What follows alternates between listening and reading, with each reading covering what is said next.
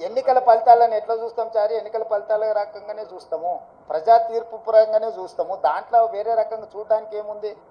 ప్రజలు తీర్పు ఇచ్చిండ్రు, ఆ తీర్పును జగన్మోహన్ రెడ్డి గారు నేను స్వాగతిస్తున్నా అన్నాడు, చంద్రబాబు నాయుడు గారు నేను స్వాగతిస్తున్నా అన్నాడు.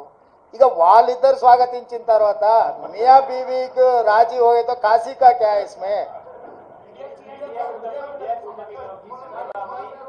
నీ సూచన ఏంది రాహుల్? ఏం చేస్తే బాగుంటుంది?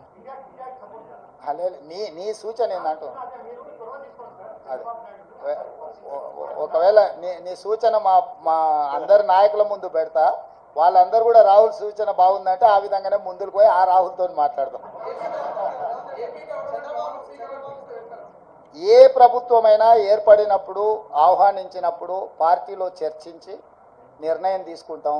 వ్యక్తిగా నేను నిర్ణయాలు తీసుకోవడానికి ఉండదు, పార్టీ సూచనల మేరకే నేను వ్యవహరించాల్సి ఉంటుంది. ఇది సిద్ధాంతపరంగా రాజకీయ పరంగా పార్టీ తీసుకోవాల్సిన నిర్ణయము. ఏ ప్రభుత్వం ఏర్పడ్డా స్నేహపూర్వకమైన వాతావరణంలో సమస్యలు పరిష్కరించుకుంటామని నేను ముందే చెప్పిన.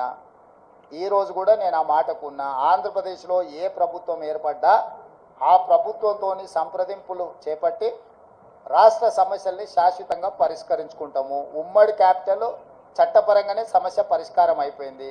హైదరాబాద్ నగరం ఇప్పుడు తెలంగాణకు రాజధాని అంటే ఒక కీలకమైన సమస్య ఆల్రెడీ చట్టపరంగా పరిష్కారం అయింది. మిగతా ఆస్తుల పంపకాలకు సంబంధించి, నీటి పంపకాలకు సంబంధించి ఉన్న సమస్యల్ని తప్పకుండా కూర్చుంటాం, చర్చించుకుంటాం, పరిష్కరించుకుంటాం. మాకేం బేసిజాలు లేవు. రాష్ట్రం యొక్క అభివృద్ధి, రాష్ట్రం యొక్క అభ్యున్నతి కోసము ఎవరితోనైనా చర్చించడానికి మేము సిద్ధంగా ఉన్నాం, పరిష్కరించుకుంటాం.